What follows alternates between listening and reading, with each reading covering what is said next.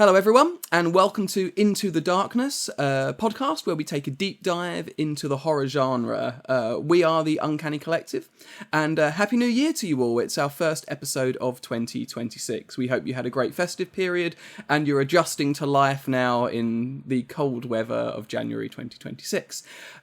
Today we're going to be talking about a horror film, and it's my delight once again to introduce my co-host Sarah Lynham. Hi Sarah. Hello, it's me. Hello, how are you doing? Yeah, not too bad. It is very cold, but the heating is cranked up, and I'm good. in my little booth, like with the door That's closed. Good. So yeah, it's only going to get warmer as time goes on, right?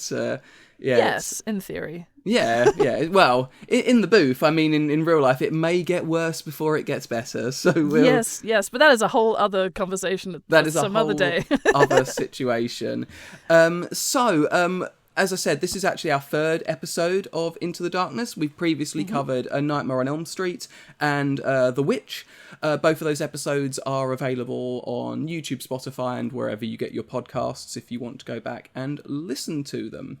So today we're going to be talking, as I said, about horror film, and today's choice is Tom Holland's fantastic, wonderful, marvellous 1988 slasher movie, Child's Play. Oh my goodness! I'm so excited that we're doing this. Like, I'd never seen it before. So, okay. Which is crazy. Like, I mean, well, I feel like that's the running theme so far. All of the films that we've watched, I've never seen before. That was never an intention for the podcast, but it has been a really good vehicle for me to be like, right, I have things I want to watch. Let's watch them. Absolutely, it's a really nice way of sort of coming at something, I think, and it's worked really nicely so far. I do think I probably was really building up Child's Play in the lead up to it. I've probably done that with everything, but I do feel really with this one because I feel like I've not just been really, really enthusiastic about Child's Play, but about the Chucky franchise as a whole. I hope I didn't oversell it too much going in. I think you know me well enough now. We've seen enough films, and you've seen my responses to them, that I think you knew that I was going to like it, and I absolutely did. I loved it. I did not think it was going to be possible to have anything usurp my current favorite film of that time. Okay, but this might do it. Oh, I see. What would you say? What was in the running in the lead up to Child's Play? Are we talking sort of 80s or slasher movies or both? So I would say my favorite kind of thing that I don't know how I would put it specifically, but I would say probably 80s, 90s horror is Gremlins. Okay. But I think this is kind of like I don't know. It's like trying to nip it at the post. I'm like, Gremlins has a really special place for me because it was the first horror film I ever remember watching, literally through the banisters of the staircase because I wasn't allowed to watch it while my parents were watching it. So it will always hold a special place for me. But I just think this has so much, tonally, it feels very similar for me. So I was like, oh my god, this is it's like they made more films for me. This is it. So we're saying if we can find films which has little monsters or dolls coming alive and wreaking havoc, then it's probably a good idea. Then I'll be like, I love it your way, right? Yeah. I did think that, as you said, I did think going into watching this that I really did feel it was something you'd really like. It's it's got all the best things about the period in there, but is also just a really well-made film. It does lots of cool new stuff in it, and which we'll go into, obviously. So what we're going to do is I'll do a little introduction to Child's Play for everyone, and then we'll get into the nitty-gritty of the beginning of the Chucky franchise or the Child's Play franchise. So, as I said, Child's Play is from 1988 and is directed by Tom Holland. So it's coming quite late on, really, in the 80s slasher cycle. I haven't done the math, but I think at this point we've already had around 7 Friday the 13th films, approximately, I think, 4 Halloween films, and maybe four Friday Nightmare on Elm Street films at this point. So we're doing well. We've had other amazing sort of lesser known slasher films like The Burning, but we're coming in towards the end here, and we've got an established, genre going on. As I said, it's directed by Tom Holland. Up until this point, Tom Holland had written the script for the horror film The Beast Within and the sequel to Psycho 2, which is really fab and a really, really great film that's worth seeing. Really, really dark and does something really interesting with the Norman Bates character.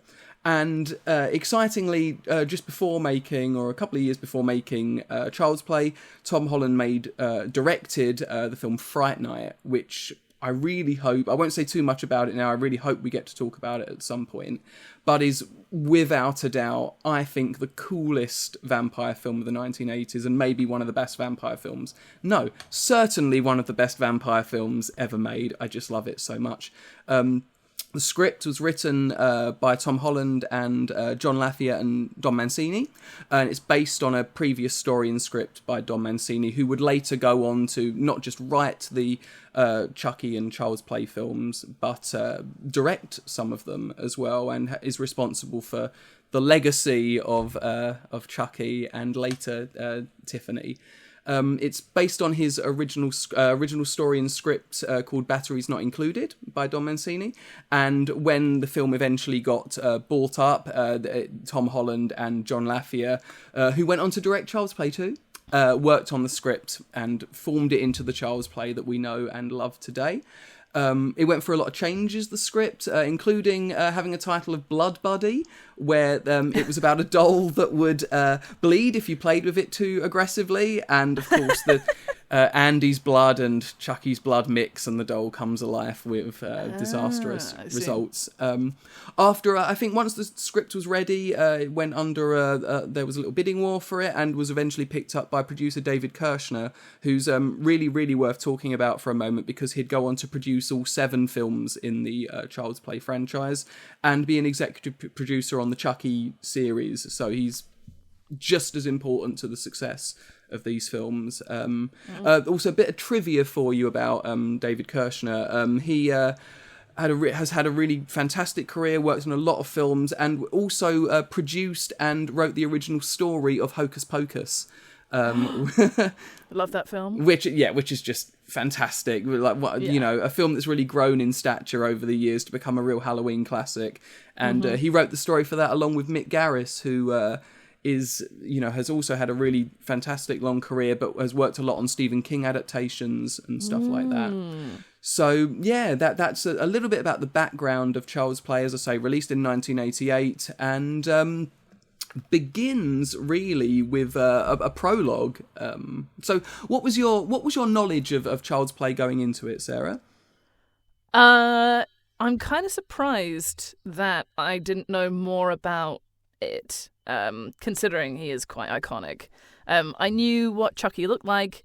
I knew that Chucky was a doll that was brought to life somehow. I didn't know it had anything to do with voodoo, or that it was a serial killer that had put his entity, his self, his consciousness into this doll. I didn't know that the doll had there's a whole universe of the good guy doll. Like, he's got a TV show, and he's they've just brought the toy out to get kids to go and spend money on the franchise. Absolutely, of yeah. Good Guy. I didn't know any of that. I literally just knew of Chucky as the doll, and I knew he was called Chucky, even though the film is called Child's Play. Yeah. I mean, I think I felt so. I first saw. I remember renting this film as on VHS, and going in. I knew basically the same as you. I knew that it was about a doll called Chucky, but I think I made the assumption that maybe it was just a supernatural creature, that possesses the doll. I didn't know when I first saw it, however many hundreds of decades ago that was now, that it would be a person that inhabited the doll. And really that's, I think it's so for the best of it, for the uniqueness of it, because it gives Chucky this character that I don't think he could have had unless he'd been a person first, and a really terrible person too. Yeah. So, I think that's similar sort of going in, really. So it starts with this prologue where we see a policeman played by Chris Sarandon. who is actually, he'd been in Fright Night, Tom Holland's previously mentioned vampire film. He plays the absolute coolest vampire ever in that film, Jerry Dandridge. He's amazing in it. And here he's playing a police officer, Mick Norris. And at the beginning, he's in pursuit of who we find out is a serial killer, Charles Lee Ray, the Lakeshore Strangler. And they're having a shootout, and Charles's getaway driver, Eddie, drives off and leaves him. And so he seeks refuge in, of all places, a toy shop. Of course he does. And this is where we see he gets mortally wounded, fatally wounded by policeman Norris, and using a strange rite or, spell, he transfers himself into the Chucky doll. It's a great opening, right? It's so cool. And I think there's something really nostalgic about being in a toy store as well, and seeing all these toys around him and being like, oh, I remember, maybe not that specifically, but our version of that in New Zealand or something like that. And I just feel like seeing him literally clock the doll and going, because there's a whole I need to find someone, I need to find something. I can't remember exactly what it says. Yeah, no, exactly. He's looking for a person, yeah. Yeah, and I was like, what is he doing? It's very it's odd that they're in a toy store, but great, because obviously that's a great place to look, and all the toys are really fun to look at. But the fact that he goes, oh, that doll, that's what I'm going to choose, is absolutely wild. And it's desperate, right? Film, it's like, I'm going to die. I'm going to die. What am I going to do?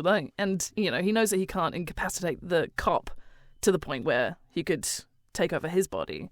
So why not a doll? It feels like one of those decisions you'd regret seconds after making it, doesn't it? It's sort of oh no, wow, okay, here I am.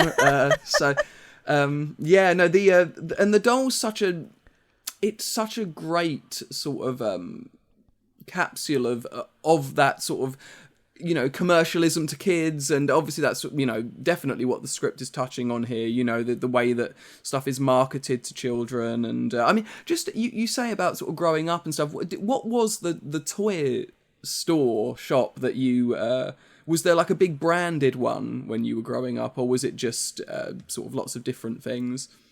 I'm sure that there probably was a specific toy store, but I remember going to department stores that had a toy section in them, and it would be a case of the minute you walked in, you'd be like, "Mum, I'm going to go to the toy section. I don't want to hang out with you anymore. Very relatable. I don't want to look at the clothes. I don't want to look at the houseware shit. I want to go have a look at the toys." That's it was always it was Kmart, which is a big or the Warehouse is another big department store kind of thing. Did you have Toys R Us? A section. I don't remember if we did, or I don't know if it was called that, but I'm old now and I can't remember. Yeah, no, that's fair enough. No, because we had Toys R Us, so sort of the sort of department store is the toy store. But I really remember you saying about that. I want to go and look at the toys, I don't want to look at the clothes. That really reminds me. There was a place called Children's World in Romford where I grew up, and that was our place to go to. I remember buying lots of cool stuff, Troll Warriors, I remember really distinctly, and Mighty Max growing up. And I'd buy them in there, but I loved it in there because they had a slide that was almost as high as the building, and you could ride it down. Yeah, and it went into, weirdly, the shoe shop. So it was you get to the bottom, you're like, yay, and your parents are like, yay, try these on, so... cool. Yeah, I haven't really thought about it until you said that. That's so cool. I have a really distinct memory of the first time that we visited the UK.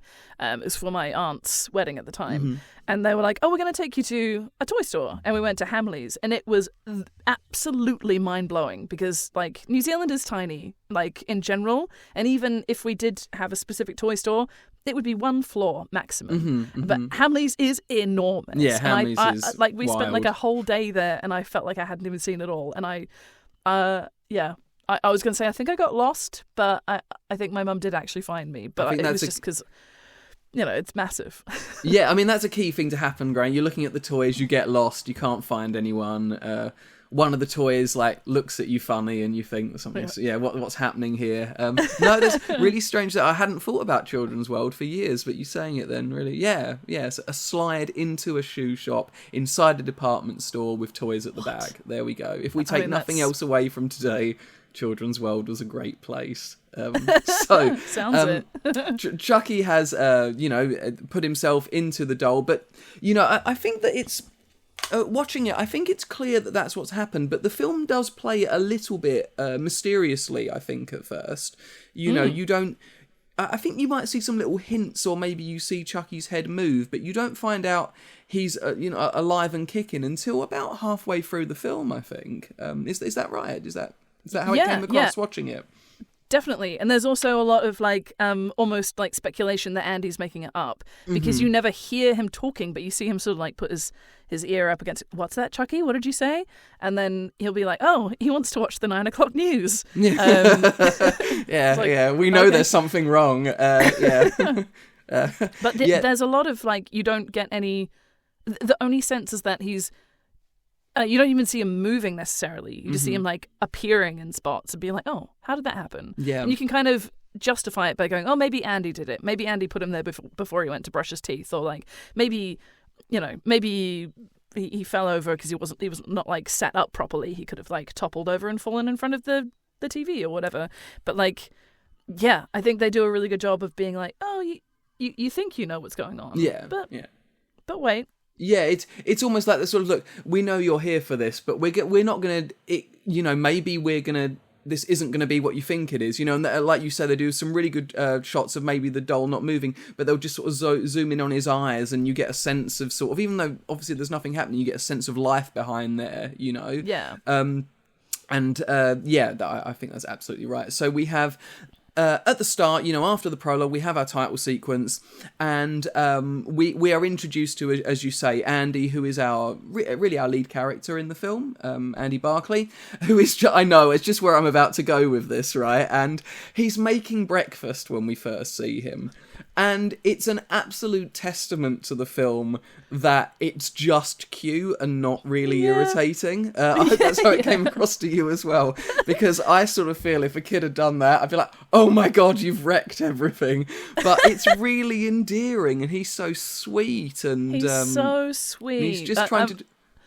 He's, like you say, he's just trying to help his mum, and you can see they've got a really nice connection, both of them, the mum and Andy. I just think he is absolutely adorable, and I really like. There's a moment right near the start where he's obviously got the Good Guy TV show on. He has it on all the time, probably every morning, and it's his birthday, so he wants to watch it. Obviously, he'll watch whatever he wants. I remember early morning cartoons or early morning kids TV shows. You'd get up at crazy o'clock to watch them, but he literally he goes to see what's on. He goes, oh, I've seen this one. And I'm like, okay, we get it. You're obsessed with this guy.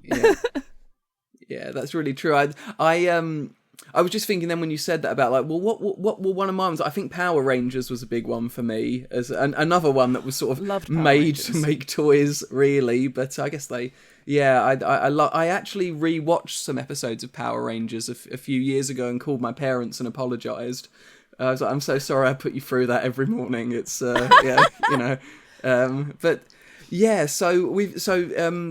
comes in, he makes this breakfast, and obviously he's doing this just to wants to support his mum, and but also it's super early in the morning and it's his birthday, and we've all been there as well, right? That we want to open our presents now. We don't want to open them at a respectable time. We want to open them now. And we're introduced, he brings this, sort of horrendous breakfast in with burnt toast and stuff all over the floor and oranges and whatnot for his mum, Karen, who's played by Catherine Hicks, and I think she gives just such a lovely performance in this film. It's so grounded, it's so caring. There's no sort of... I think none of the performances in this film actually give a sort of wink, wink, nudge, nudge. They're all played really earnestly, and I think she's really the heart of the film. You get how much she cares about Andy, how much she wants to protect him, and it's just immediately a lovely, grounded, caring relationship between the two of them. Yeah, absolutely. It's so nice. And it just makes even if there were elements of silliness or campiness in it, it's so well grounded with their relationship. It's so it's so realistic, and you can sort of get the sense of Andy wanting to take care of her, even though he's far too young to be doing it in a way that is actually helpful.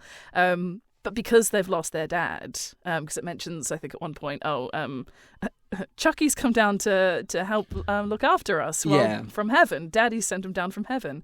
That's the only moment where you sort of find out why there isn't a father figure in the space.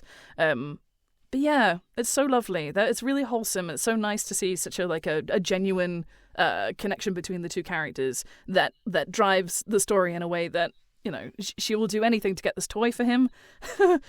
Not a great idea ultimately, but like she didn't know. She didn't know. She meant well.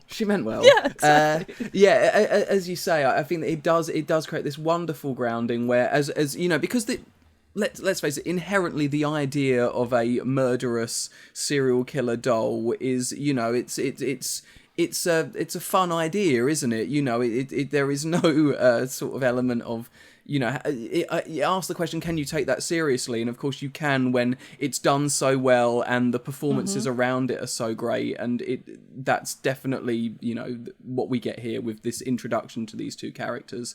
So Andy opens, you know, he gives the breakfast. He's like, can I open my presents now? And they open up and he gets the dreaded thing that we all used to dread, really, as kids, opening presents: clothes. It's happened to all of us. It still happens to me now. In a box that's like the box that's shaped like what would look like a Chucky doll. I'm like, I mean, not a Chucky doll, sorry, a good guy doll. Yeah. It's like, what the fuck? Like, a misdirect. What a misdirect. Poor little guy. It is, and you think, why would she do that? You know, get the dimensions right. This will really lead him on, and then he can have some jeans. And then he does get given a good guy toy, but it isn't the one that he was expecting. It's like a sort of a workman's stuff. Yeah, the little toolkit kind of thing. Yeah, a toolkit. And even here, you get to see that Andy isn't, you know, he's not this sort of spoilt kid. He's obviously disappointed, but he's not, you know, he's not petulant about it. You know, he sort of gets the situation, but he's very clearly disappointed. And you know, then his mum goes to work, and you get this introduction to the department store where she works, and her friend Maggie appears and says, there's a guy out back who's, I think she says, is it a peddler? She calls him? Yeah. There's a guy out back with a good guy doll, and she goes out back and she gets it for we're assuming is an absolute bargain, and even, you know, gets it for less than that. Was it like mind you, it's expensive, right? It's like the late 80s, and doesn't he ask for like $50 for it at first? Yeah, so I think they were saying that originally it's $100, so he asked for $50, and then the friend's like $10 and that's it. Yeah. I loved her. She was so great. She's amazing. She's so sassy, and it's such a perfect juxtaposition versus the mum, because the mum is so sensible and so grounded, and then her friend's a bit like, we're only paying $10 and that's it. But I think he comes back with like $30. 30 is the final price. She does pretty well. Like bargainous. Yes. Yeah, it's a good bonus entity inside. Yeah. I know. I mean, if anything, it should have been more than the original 100. How many of them come with a, you know, serial killer's soul possession happening inside it? Exactly. Not many, I would assume. And so they take the doll back, and she gets in a bit of trouble because they went for a break. But again, Maggie's really good with the supervisor and sort of says, you're a this, that, and the, you know, cut us some slack. But then Karen gets told she has to work late, and Maggie says that she will look after Andy for the evening. And this is when we start to really get, since the prologue, when we start getting towards the, you know, Chucky as a killer element in the story. So we see Maggie and Andy, and he's got to get ready. She's getting him to get ready for bed, and she says the line that you said earlier about Chucky wants to watch the news. And we see on the news that Eddie, which was the guy that left him behind, has got away, right? And that's what he wants to watch the news for. And then as Andy's getting ready, cleaning his teeth and this, that, and the other, the television is put back on, and Maggie discovers Chucky sitting in front of it. And sort of says, look, I've told you not to put your doll. You know, I told you you've got to take me seriously, and puts them back to bed. And then we get our first kill. What did you think of the hammer to poor old Maggie's head, and then the launch out the window death, Sarah. I was actually genuinely taken aback. Like I didn't know it was going to be that like full on in terms of the first kill. And also I'm pretty sure the hammer is one of the good guy hammers. yeah. Which is brilliant. Is it Chekhov's gun, isn't it? You don't show something unless you mean to use it, and within 15-20 minutes we have our usage of said. I feel like there's lots of that throughout the film, lots of sort of like foreshadowing where it shows you, like, I also thought there's like Chekhov's chimney, Chekhov's fireplace. You see there's shots of the fireplace a lot, and I'm like, something's going to happen here. What is that going to be? And then obviously, well, we'll talk about that when we get there. But yeah, I thought that kill was great, especially because literally the moment before it, there's a really good jump square. Jump square. Don't worry, I think I might have just said gun when I meant hammer, so we're doing really well. It's all good. So. We know what we're doing, I promise. Absolutely, yeah, trust us.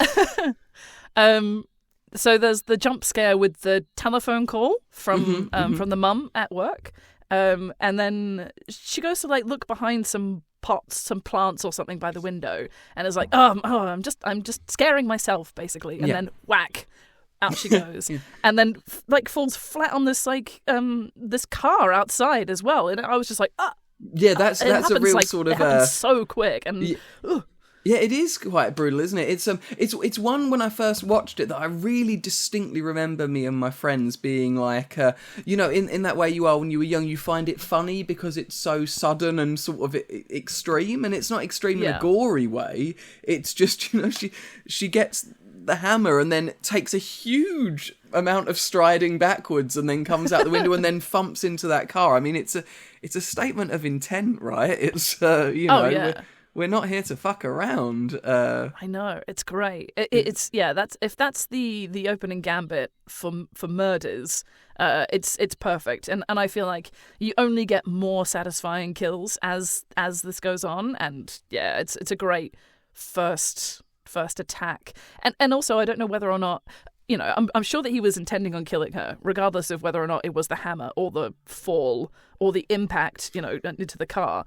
But like, yeah, it does feel like he's clearly very happy to just take out someone, and I don't know if this is intentional straight away, but he doesn't have anything. He knows that Andy is on his side, so he's not going to do anything to Andy, but he has no qualms with taking out an adult. So yeah, it's very brazen for a first kill, isn't it? And it is something that I think you'll sometimes have with sort of with killers in film and stuff. They might have a particular weapon that they maybe favour and stuff. But I feel like Chucky sort of loves to be as creative as he possibly can as things sort of develop. He doesn't stick to one thing. It's a hammer, and then later on it's it's other things that we'll talk about. Yeah, it's funny you should say that, because I was thinking about the fact that when I sort of, before seeing the film, when I pictured Chucky, it was with a knife. But that's maybe just because I'd seen an image of that. Whereas I think there's a couple of moments where he has a knife in the first film, but usually he's using some sort of improvised weapon or situational thing in order to take out the person who he's attacking in the moment. So he doesn't have like an iconic weapon pairing to him, unlike some other famous horror killers. Yeah, it feels like the knife is like almost used as an incapacitation tool. I think he cuts a couple of, because he's a doll and we need to get people on the same sort of level as him. And, but he used it to sort of cut a couple of Achilles tendons or stab some people in the leg and stuff. But, you see, Chucky's a biter as well. Chucky is a biter. He likes going for the neck. I see there's a lot of like. There is a lot of that. More than I remembered actually watching this one and the one after. There's an awful lot of biting going on. So Karen arrives home after this happens, and we see that policeman Norris is with Andy, and there are just people everywhere in the apartment. There's police officers everywhere. There's people all downstairs, and there's this sort of assumption from Norris that maybe Andy is involved in some way. They find some sort of little footprints in some flour on the side, is it? And very early on there's this, well, maybe he didn't do it, but there's an indication that he's involved in some way from Norris, and this obviously horrifies Karen. It's an interesting role the Norris character that Chris Sarandon gets here, because I think it's not the most exciting role, is it really, compared to some of the sort of bigger things that happen in the film, and the sort of the journey that some of the characters go on. I think it's quite straightforward, and again he plays it really sort of naturalistically. Is that how it sort of came across to you as well when you were watching? Yeah, definitely. I think that was one thing I was surprised about in general about the film. Excuse me, that a lot of the performances are taken very seriously and very straight down the line. But that's in particular with him, to the point where he's even considering the possibility that a child might have taken out this woman, which is, it sounds absurd, but I think it's a logical thing to come to based on the small footprints in the flour. He was the only person at home. Yeah, I don't know. Maybe he was, you could frame it as like, oh, maybe he was unhappy that his mother wasn't the one looking after him on his birthday. So he's clearly a very good homicide detective, but he didn't think it was the doll. So no, he didn't see that rookie mistake really in that absolutely, way, isn't it? Always look to the doll first. So before from here on in, this is it. This is it. I do feel that he probably would in the future look for the doll first. In fact, I think almost obsessively so. Look to the doll before you think about anyone else. Yeah, absolutely. So after this, we get to the next day, or maybe a couple of days later. I don't think it's specified. And we find that Chucky is taking Andy almost on an excursion. He's convinced Andy to head away from home, and we find out that it's to track down Eddie, his accomplice who betrayed him. And we lead very quickly now, actually, after a sort of a build-up of characters to our next kill, which is almost... Chucky sets up this kill rather than carries it out. He turns the gas on, and Eddie, through trying to find who's in the place where he's staying and to shoot first and ask questions later, ignites the gas from it. It's another good kill, right?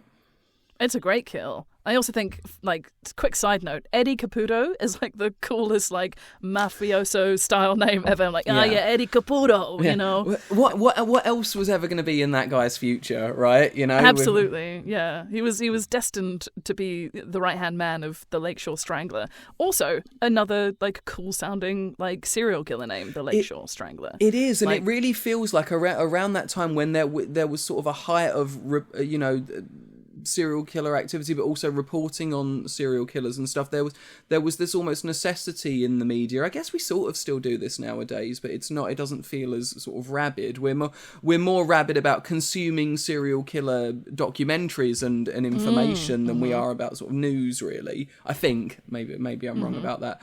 But around this time, giving sort of monikers to serial killers was, for want of a better word, really popular, and the Lakeshore Strangler really does sound like it's an authentic name for Charles Lee Ray, and sets him up in that sort of, in a fictional way, part of that scene that was happening at the time. Yeah, definitely. And I also think that this moment where Chucky is taking out Eddie is very... I think it's the first... Is it the first moment where you actually see him interacting with something? You see his little hand doing the twist of the... Yes. Whereas everything else he's just been in front of the TV to watch the news. He's been on the train with Andy because Andy's carrying him. I don't think you see him... Do you see him disappear? When Andy's like, I gotta go tinkle.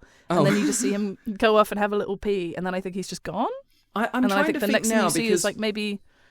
I'm trying to see whether you see him in any long shots or not, because you definitely do a little bit after this, after the sort of big reveal that's coming up. But as you say, I think that what they are doing here is they're teasing him, aren't they? That first you see him still, but there's a zoom in to indicate movement, and now we're seeing little bits and pieces of the doll. But we don't... we do get, I guess, there's a switch that happens, I think, pretty much coming up, now, because after this happens, Andy is found wandering around and he's taken by the police, and Karen comes to collect him, and they say they need to keep him for observation because he is adamant that his doll is committing, these acts that are happening. And so Karen comes home, brings Chucky home with her, leaving Andy, as she would have to under observation. And this is where we get that swap from little, these hints that Chucky is the one doing all this, to the reveal, and it's really abrupt and aggressive, and so Karen goes to get the good guy box, and the batteries fall out, and Chucky has, up until this point, should probably mention his little catchphrases a little bit. Chucky has been speaking up until this point, but only using the good guy catchphrases, where he can say his name, hi, I'm Chucky, wanna play. I won't do the voice, unless people beg me to for the next one, but probably not. I won't do it very well. Hi, that's I'm behind a paywall. Exactly, yeah. It was going to be $50 a month, but for just $30 a month, after Sarah convinced me otherwise, we will. I will do a really bad impression of Chucky for you. So she then picks the doll up and she threatens the doll. She threatens, I'm going to put you in the fire. And Chucky doesn't just come alive at this threat. He issues an absolute stream of obscenity at her, which really does do two things. Number one, gives us no, doubt that this doll is alive, possessed by someone, and has a really fucking foul mouth, and also sets him apart, I think, from basically any other slasher icon, because even though Freddy talks, and is, was, before he became a dream demon, a deeply terrible, unpleasant human being, he don't talk to people like this, So what was your reaction to, the doll's calling her a, stupid bitch and stuff right now? What did you think of that? It's brilliant, isn't it? It's such a great first line for him to have as the actual Chucky as himself, character. Yeah, and I think also that's the first moment where you see his face, like the animatronics in his face going as well. He's got this really good, like, little scrunch in his nose. It's like really sinister, but he still looks like it's. I guess it's hard to look back on it because obviously it's of its time a little bit, and you can see some really great animatronics these days, and what can be done. But even then, it was still quite like. It's quite eerie while still being, like, for me, I still found it a little bit camp. And I think that's because I'm reflecting on it and we're watching an 80s movie. But I just thought it was brilliant. And I thought that it was, we know straight off the bat what the tone is with him as a result. And there's no doubt that he's a bad person. He's a serial killer. He's someone who isn't afraid to F and blind and try and take her out.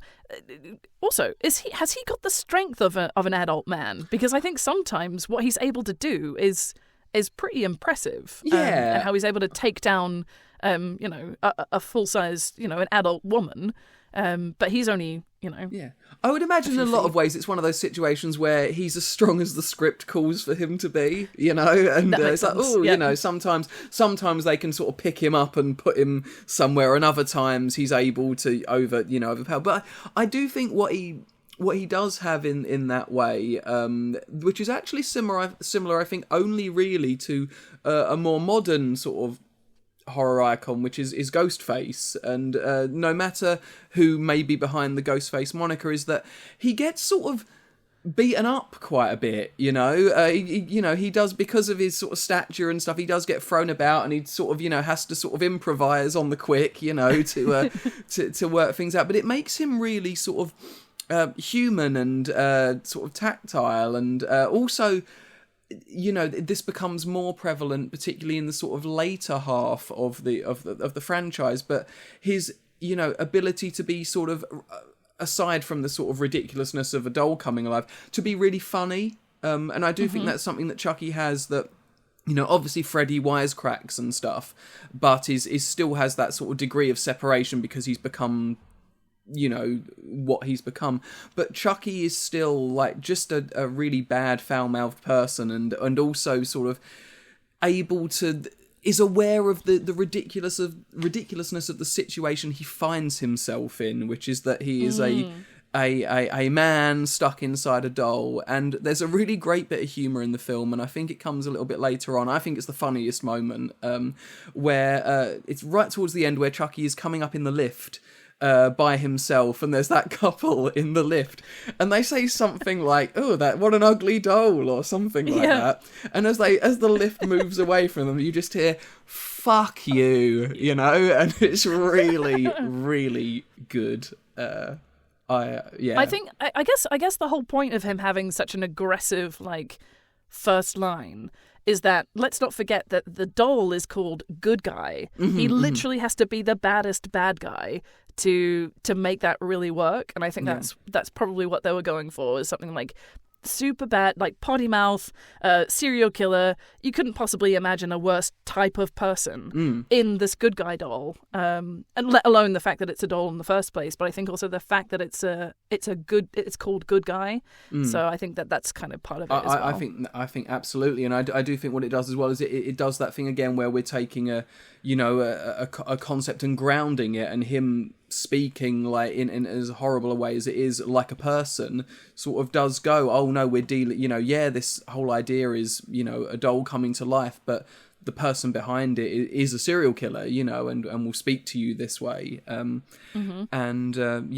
we should probably just, for a moment then, we've spoken a bit about Chucky, but let's talk a little bit about the voice behind Chucky, and the figure of Charles Lee Ray at the beginning of the film, played by the one and only Brad Dourif, who has been the voice of Chucky since the start. I don't think anyone else could have, would have, should have ever taken this role. He's just an absolute icon. Up until this point, Brad Dourif had been, his debut film was One Flew Over the Cuckoo's Nest, and it'd also been in a couple of David Lynch films. He was in Dune and Blue Velvet, and I'm sure at some point in this podcast we're going to talk about David Lynch, because someone that we really admire, really love his films. Coming up in a few days, I think it's in 6 days after the release of this episode, it's been 1 year since David Lynch's passing, and it's just been, it's been so nice to see the amount of, we knew how much people loved Lynch's work, but to see the outpouring of love in the years since he passed. And the BFI have got a big retrospective coming up about his work soon. And so a nice link there between Brad Dourif and this film and David Lynch. But not the only link to David Lynch we'll be talking about in the next couple of episodes, actually.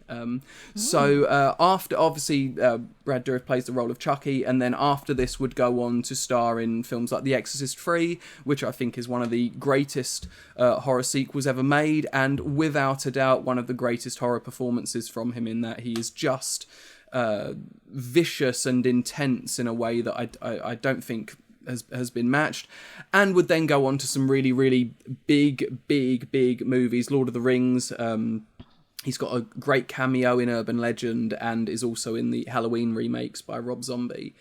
And really, I think you can't imagine anyone else doing this role. I mean, had you heard Chucky's voice before seeing? No. Oh, that's awesome. No, I hadn't. It was incredible, like literally even just hearing it for the first time, because that opening line is so good.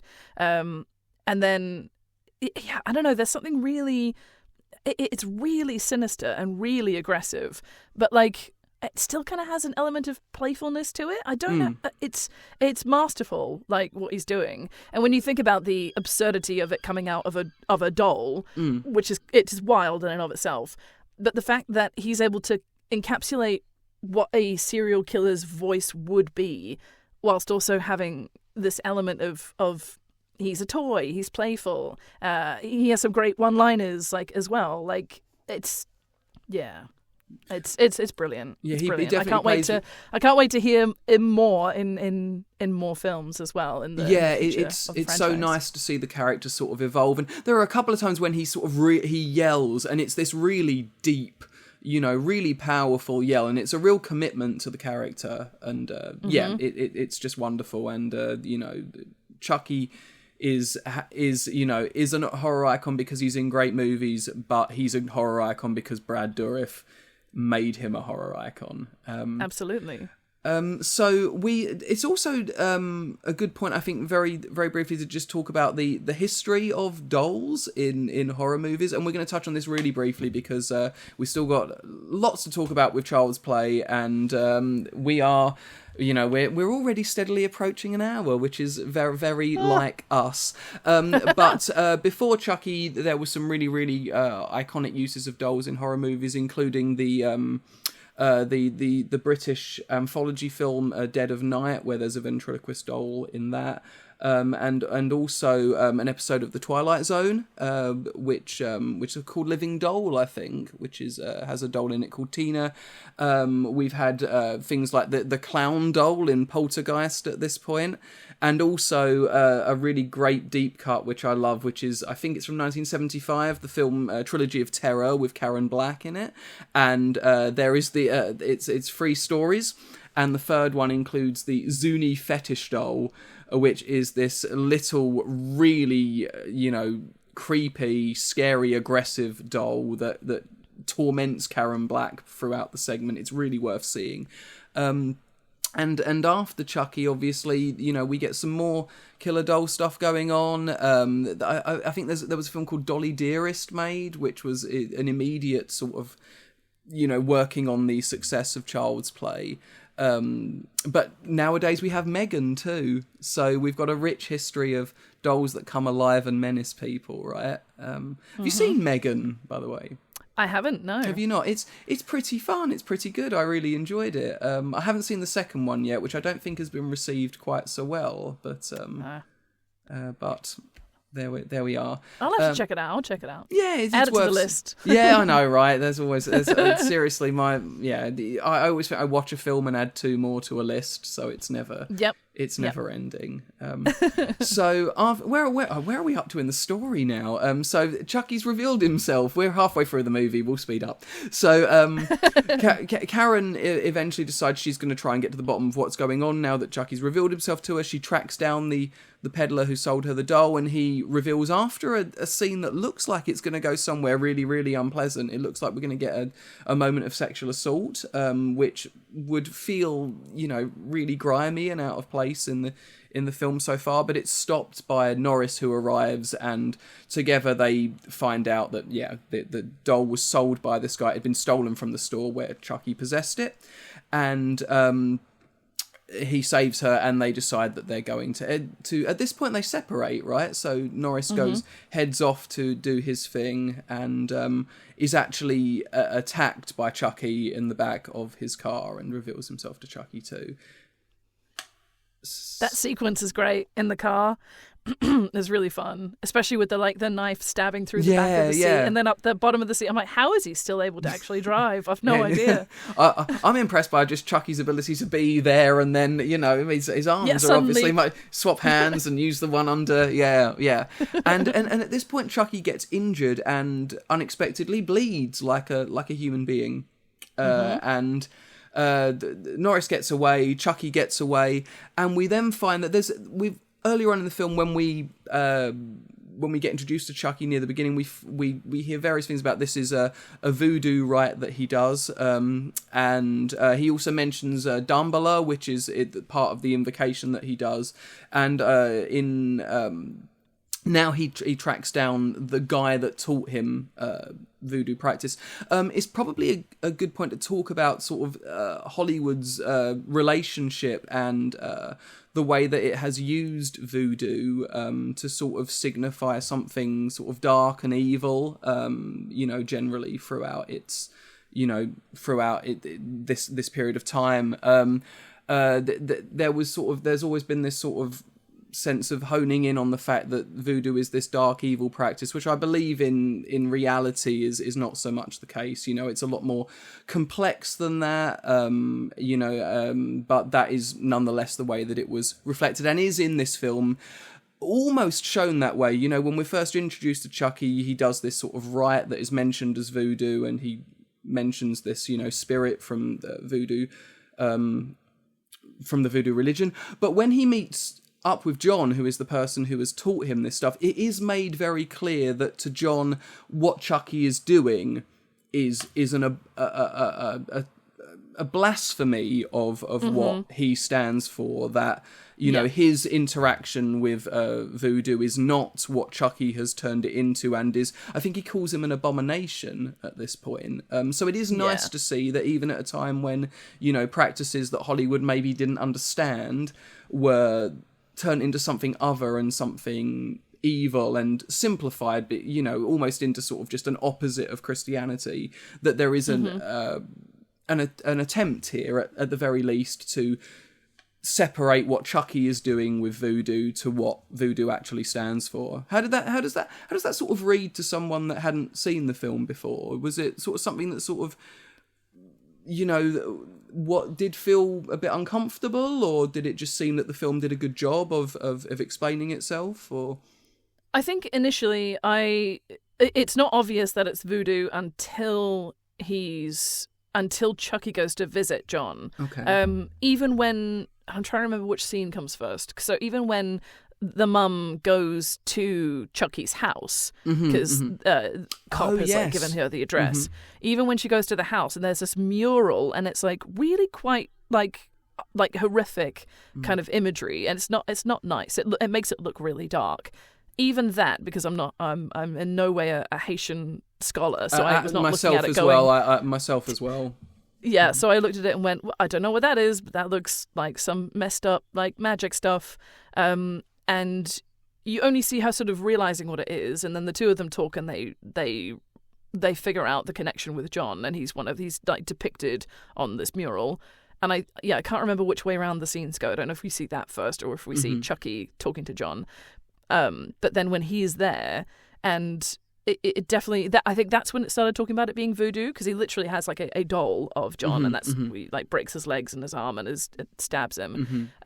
It definitely gives the implication that what he's doing is wrong. And I'd be really curious, I don't know if this comes up later on in the franchise, but it'd be really interesting to see a bit more of how that relationship even was founded in the first place. Like why was Charles Lee Ray even associated with this John character, and why was John imparting this knowledge? Because if he had any inkling that he was a serial killer or a bad guy or like with negative tendencies that could represent his beliefs incorrectly, why was he interacting with him in this way? That's really interesting. I think that, without going into sort of spoilers, that the sort of element of it being, the spell that is cast to try and swap bodies, that doesn't go away, it does stay, but the sort of the inference that it's that all to do with this particular belief system does become very background rather than it staying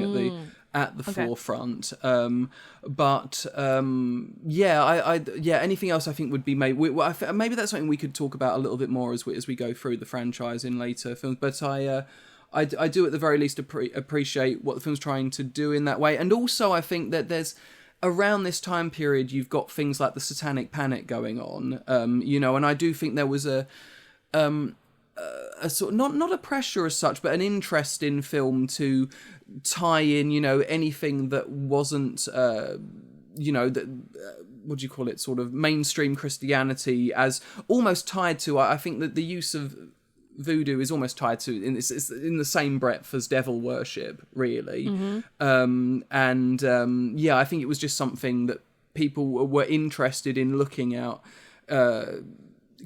sort of non-mainstream religions as the place to go for the bogeyman at the time. And I don't think this is a really egregious look, and I'm also not saying that there aren't, as there is with all religions, yin and yang elements to it, but as you yourself say, I don't really know enough about Haitian voodoo to go into the full background and the ideas and beliefs. But Yeah. it's really Even with interesting.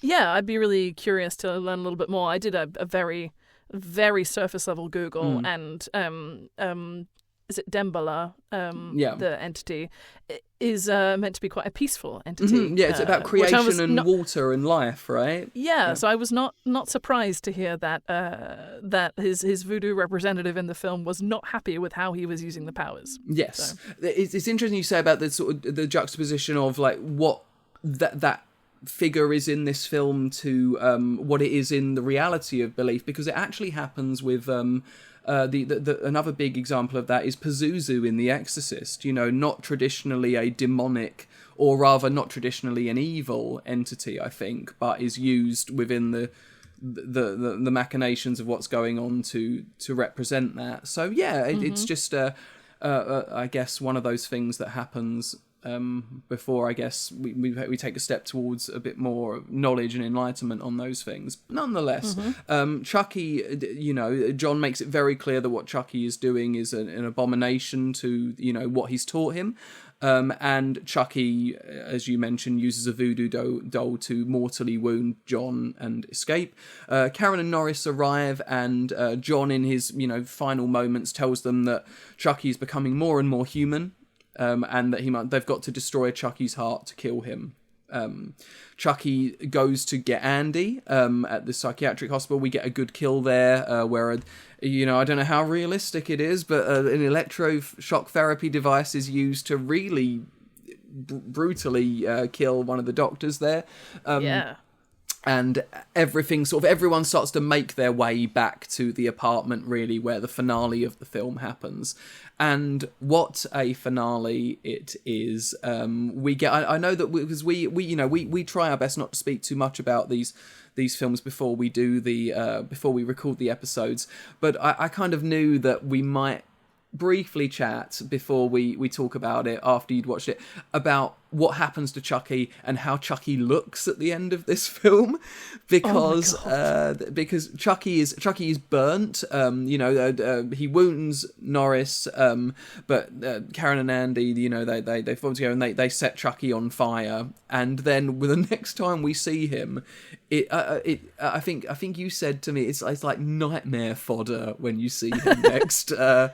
Absolutely. Like, the whole, I think, just melted plastic or like sort of that kind of burnt look is terrifying anyway. But he's like walking so slowly because he's all kind of like animatronic, and he's got his little, he's got a knife. Is it a knife that he has at that point? I think so. It's a knife. And when he's like walking down the corridor, I'm like, this is horrific. Yeah, and he's saying like, I'm going to get you, Andy, or something like that. Yeah.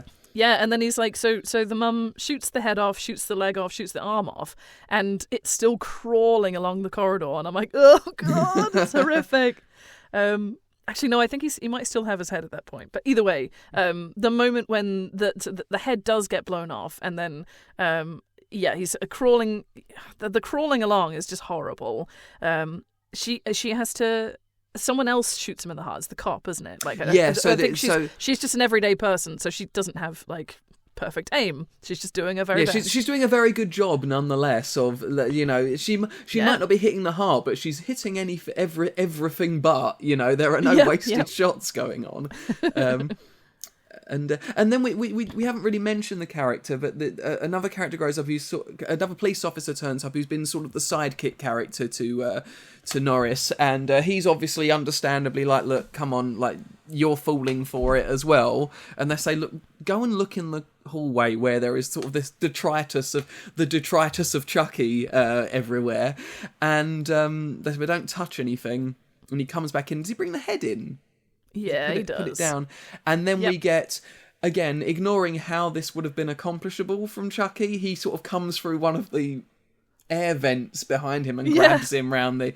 and that's when, as you say, the final shot is taken by Norris, and Chucky is shot in the heart. And doesn't he, like, rather than just die, sort of gradually almost powers down a little bit and ends with this sort of horrendous facial expression. Doesn't he, like, he just goes, wanna play? Yeah. And his face what way round are we? We've got a there you go, a little wanna play going on there. So nice. And that's you know, that's sort of where we get to the end of the film. They all decide they need to obviously go and take care of their various wounds and whatnot, and Chucky's remains are left there, and we're at the end of a pretty damn awesome movie, right? What were your sort of final moments, your final thoughts on the film in that way? Did you when it finished, were you like, oh, that was like more fun than I expected, or it was I don't know, what did you initially sort of think? I would say it was like darker than I expected. Like okay. I think I thought it was going to be really quite. I thought it was going to be more camp than it was. Because I was like, oh, it's a doll brought to life, who's obviously going to go around like murderizing, and slashers can be campy. I was like, that's what I kind of thought it would be. I thought it'd be quite fun and playful, but it actually it's quite sinister, and the portrayal of Chucky specifically is so grounded in this kind of horrific, like he is a serial killer, he is a really bad person, that it makes him. It makes it hard to go, oh, it's more like, oh, no. Like, it's way more affecting as a result. And I thought, I didn't, because I know that there are more films in the franchise, I knew that he would be hard to kill. So I thought at the end, I was like, when he first gets burned, I was like, oh, I don't think that's it. I don't think that's it yet. And then there's like a look back when Andy goes back to get the first aid kit for the cop, and he's like, Chucky's gone. It's like, oh no. He does prove to be reliably in that slasher way very difficult to take, or will require multiple stages to being taken down. In a way, they're all kind of Dark Souls bosses, aren't they? Will they have a second phase? Yeah. Maybe they'll have a third phase as well. Who knows? Absolutely. Will they tear their arm off and start swinging it around at us all? I don't know. Maybe in a sequel. I don't know. Maybe. Improvised weapons, we love it. There we go. Who knows? We know where that he likes that. So when Child's Play came out, it was a huge hit. I think it was the second highest grossing film of the year, actually. I think. Oh wow! It had good critical reception. People really appreciated that it was doing something new with what was becoming by now. As we head towards the 90s. We sort of start to reach this sort of slasher fatigue moment, really, as we head into the mid-90s, and Child's Play coming in 1988, it injects some real life into it. It maybe even injects enough life not only to keep its sequels going, but to give the genre maybe a few more years as well. And not that, I will say, there aren't amazing slasher films in the early 90s, and some really, really good stuff that we'll end up talking about too, including the sequel to this film. So there we have it, really. There we are at a very well-behaved, just over an hour for us, which is pretty good going, I think. I was wondering, did you have, just on we're talking about earlier on about the toys and what going into toy shops and stuff. Did you have a Christmas or a birthday yourself where there was a particular toy that you wanted that you did get or didn't get? And how effective would it be if it had been possessed by the spirit of a serial killer and started trying to kill everyone around it? Oh, I have quite a lot of things like that I can remember quite distinctly. One thing that I didn't get that I was really upset by, but everyone else at school had them, so I was like, it's fine, I can just play with theirs while we're at school. And it is a very uniquely New Zealand. It was made in New Zealand. It's called a chattering. Have I ever told you about these before? No, but I'm getting immediate. Okay. This might be completely wrong, but I'm getting immediate Hellraiser vibes. Is any? It's like a big metal ring which has 5 smaller rings on it, and the thing is you hit them with like this part of your palm and they spin, and you need to like pull the steel ring through while the individual rings spin. You can do tricks. It's kind of like a yo-yo meets like I don't know, elastics. Like it's a thing that you would watch somebody else do, and they would learn tricks. And like, I'll send you a video of what it's like. No, I don't. They're like impossible to get hold of now. And there was a cool like colored version of it. Like you could get one with different colored rings, or you could get like a metal ring one. It was that was quite. if that got possessed, I don't, that would be terrifying. Yeah, that would it doesn't be even, odd. It doesn't have a face, but it would fly around. It sounds almost to me like it would look like a true biblical depiction of an angel or something, right? You know, it with is all a the bit sort like of that. rings, the what's and the that's not far off, to be fair. I mean, you know, we need to be paid if we're coming up with ideas for for horror films that haven't been explored. Exactly. The Chattering. You don't have to change its name. The Chattering. That's just the name. It's of amazing. It. For the idea, I would have originally wanted $100. I would accept 50, but I'm sure you could talk me down to roughly 30 if you tried hard enough. I'm so glad. The only other thing I can think of, like around that time, again, I didn't have one, but a friend of mine did, was Furby. And that could be like a horrifically possessed little monster. But they were much smaller, so not full Chucky doll size. I but mean, they're Mogwais, aren't they? Really, they're they were. We want to make Mogwais, but don't want to, have the. Like, did you not have a Furby? I didn't have one either, no, and when friends did have them, they're much like the Good Guy doll, where you sort of, the Good Guy doll works far better than anything real like that work, because the Good Guy doll, when you say to it, "Hi, I'm Andy," it immediately comes to life, says, "Hi, I'm..." I remember with Furby sort of going, "Hi, hello," and it just sort of, maybe it was possessed and it was just, "I'm just not playing this with you." But I remember did you find that with Furbies? They weren't quite as responsive as you would like them to be? I found and I don't know if this was just them being very particular, but they didn't seem to respond to me, but they would respond to the person who owned them. And I was like, is that... Surely they're not clever enough to know that. Yeah, or maybe they are know. all possessed. Maybe they are maybe all they possessed. all are. Yeah, maybe they all are. Did you ever see Boglins? No. So a Boglin is before the Furby. It's before you would have put like computer pieces inside a toy, but it's like a little goblin, which is big enough for you to put your hand as a child in, and you could manipulate the eyes to move left and right, and you sort of had a rubber mouth, so you could sort of open and close it.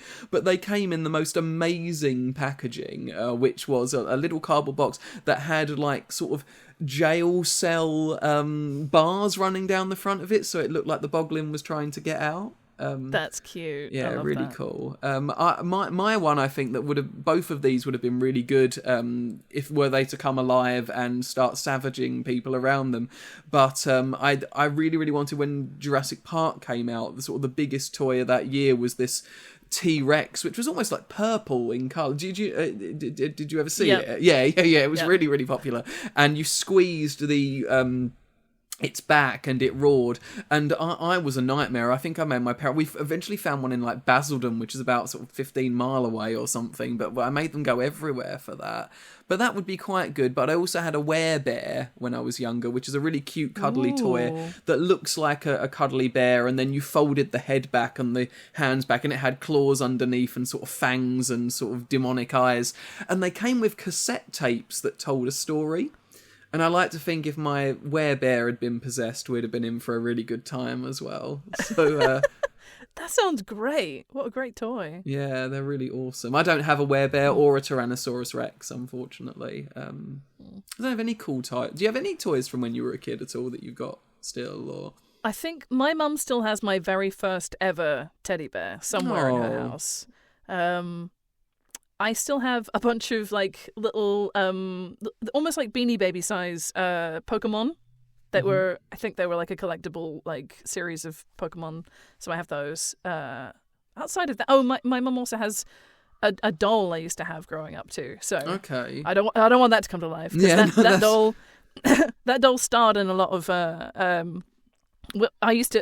with all the Barbie doll characters that I had, there was a whole backstory for all of them. Of course. And a whole village. And at one point, the baby doll that I had, like Godzilla style, came into the village. That was just one of the things that happened in one of the games that I played. No, I don't want that baby to come to life, because that baby will be like a baby Godzilla. It's had too much practice as well. It knows it knows its plan.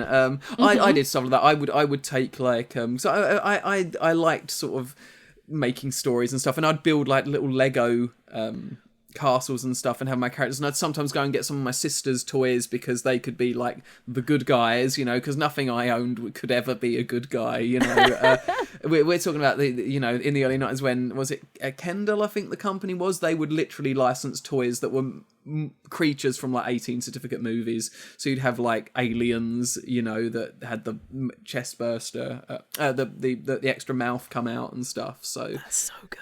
Yeah, so good. They also did a really good line in real Ghostbusters toys, which were the Universal monsters. So had a really cool sort of purple suited Dracula and stuff. And I miss all of these things terribly. Like I've never quite gotten over the loss of them. Really, I will have for next episode, and also for anyone that happens to be watching us on YouTube, I do have a couple of little bits from when I was a kid that sort of ties in its own way into what we're talking about at the minute. So I will endeavour to grab them, and for those of you actually watching, you'll be able to see them in all their glory if I can find them. Okay. Awesome. Cool. Thank you all so much for joining us. This was episode 3 of Into the Darkness, speaking about Tom Holland's 1988 slasher film Child's Play. Sarah, would you like to sign us off and maybe tell people where they can find us and anything else that we'd like to say before we finish up? Yeah, absolutely. So Into the Darkness, our podcast that we're doing now, is our chat about all things horror, films, TV shows, video games, whatever we fancy. So far it's just been films, but we will be branching out, I promise you. We will also be bringing back The Darkness Between Us, which is our horror anthology podcast. That will be coming back very, very soon, so keep your eyes on our socials. So that's Uncanny Collective on Facebook and on Instagram. And also, I want to give a shout out to our pals at Palimpsest. I'm wearing their merch today. They are an incredible story podcast. They released an episode last, I think it was October, for Halloween, called Ratcatcher. It's incredible. You should go and listen to that, and then listen to all 5 of the other series that they have too. But yeah, if you want to listen to any more of our podcast, The Darkness Between Us already exists, and that is already wherever you get your I was going to say wherever you get your Spotify. That doesn't make sense. Wherever you get your podcasts. Specifically, we are on Spotify and Apple and all that sort of jazz. And our 3 Christmas episodes are out as well. So go and have a listen to those. And thank you so much for listening today. Thank you so much, everyone. We will see you lots in 2026. Is looking forward to a great year of horror. Thanks very much. Bye-bye. Bye.